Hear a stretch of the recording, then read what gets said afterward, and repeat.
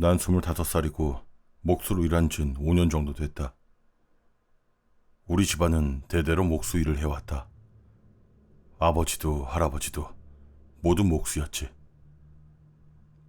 솔직히 별로 흥미로운 직업은 아니지만 그래도 가문의 전통을 잇는다는 것에 항상 자부심을 느꼈다. 이 이야기를 듣는 너희들은 궁금하겠지. 대체 무슨 일이 일어나야 사람이 가문의 전통을 버릴 생각까지 할 수 있을까 하고. 나도 전엔 이런 일이 있을 거라곤 상상조차 하지 못했다. 적어도 실제로 벌어지기 전까진. 모든 일이 시작된 그날, 난 내 아파트 원룸에 있었다. 날씨는 음산했고 아름다웠다. 안개가 짙게 끼어 모든 걸 회색빛으로 만들어 놓았지만 이상하게 포근했다.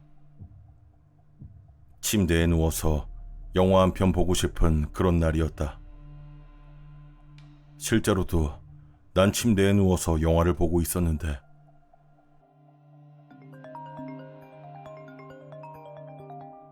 갑자기 글렌 피터슨이라는 사람에게서 전화가 왔다. 글렌은 동네 곳곳에 광고판을 세워둬서 이름 정도는 알고 있었다.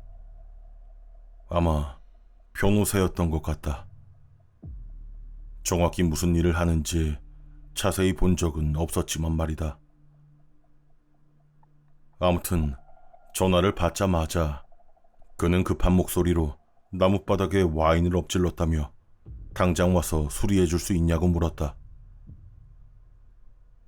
그는 무언가로부터 도망치듯 숨이 찬 상태로 말하고 있었다. 네, 알겠습니다. 언제쯤으로 일정 잡을까요? 속으로는 제발 오늘은 아니길 바랬다. 오늘 밤이 좋겠어요. 난 눈을 한번 굴리고 말했다. 아, 오늘이요? 몇 시쯤에요? 밤 10시요.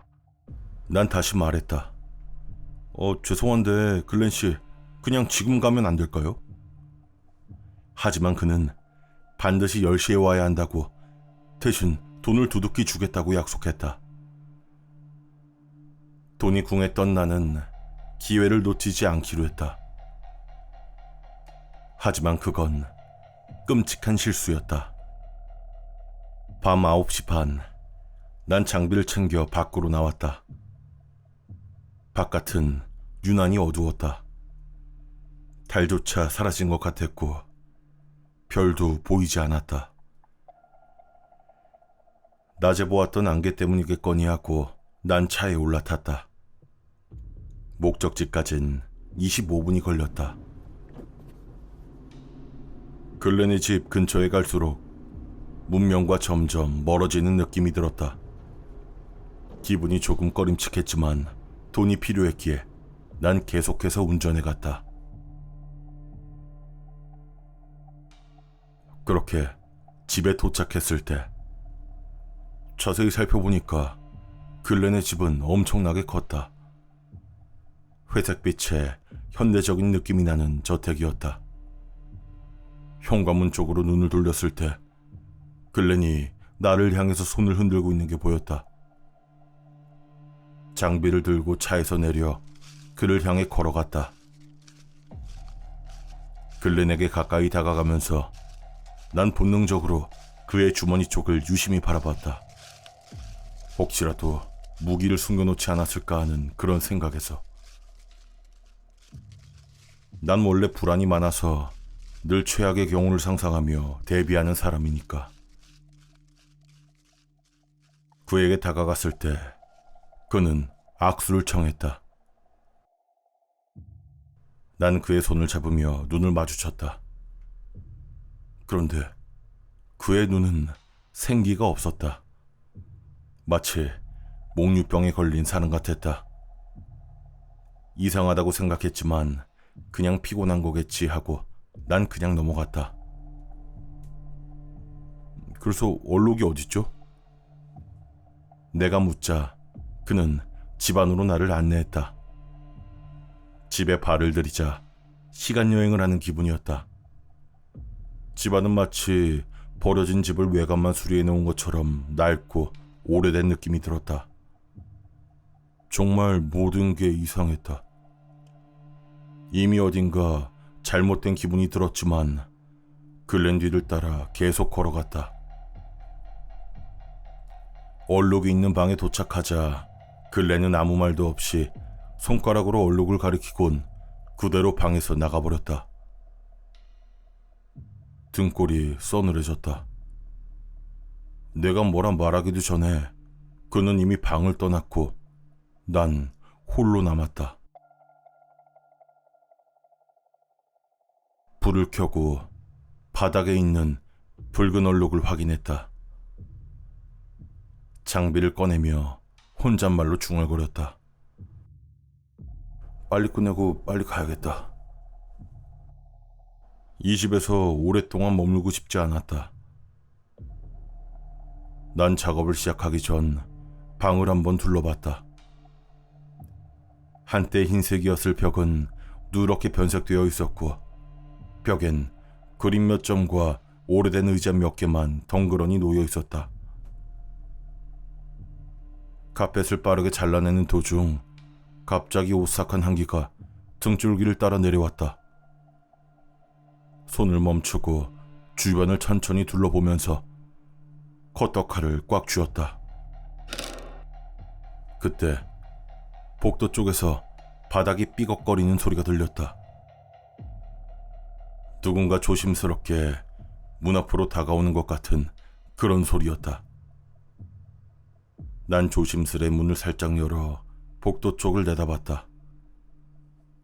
방금 전까지 환하게 불이 켜져 있던 복도는 완전히 칠흑 같은 어둠에 잠겨 있었다. 눈이 적응하는 데 시간이 조금 걸렸지만 난 그 어둠 속에서 무언가를 발견했다. 누군지 알 수 없는 남자가 누렇게 때묻은 속옷만 입은 채 마치 만화 속 도둑처럼 괴상한 자세로 웅크리고 있었다. 그는 내가 보고 있다는 사실에도 전혀 당황하지 않는 듯했다. 오히려 웃고 있는 것 같았다. 내가 입을 열기도 전에 그는 갑자기 내 발로 기어서 짐승처럼 빠르게 내 쪽으로 달려오기 시작했다. 공포가 날 일으켜 세웠다. 난 즉시 반대쪽으로 도망쳤다. 그가 바닥을 내 발로 뛰어오며 내는 소리가 바로 뒤에서 들려왔고 공포는 나를 더욱 빨리 달리게 했다. 계단 쪽에 도달하자 현관문이 보였다. 그가 바로 뒤에서 따라오고 있는 게 느껴졌다. 단 한 번의 기회였다. 난 계단을 뛰어내려가면서 3계단씩 한 번에 뛰어넘었다. 손이 현관문의 차가운 손잡이에 닿았다. 온 힘을 다해서 문을 열고 지금까지 해본 적 없을 정도로 빠르게 차까지 달려갔다.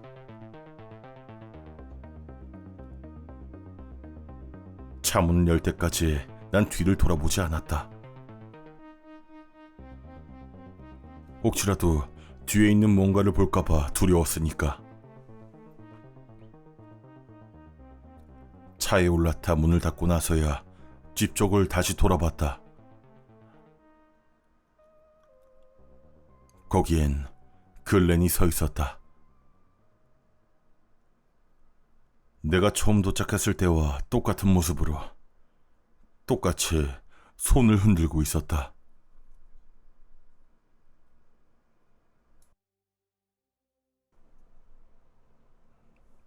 이번 이야기는 이전에 들려들었었던 조아츠 관련된 괴담과 비슷한 면이 좀 많네요. 의뢰를 받고 찾아간 곳에서 사람이 아닌 것 같은 무언가와 마주하게 된 이야기. 어떻게 들으셨나요?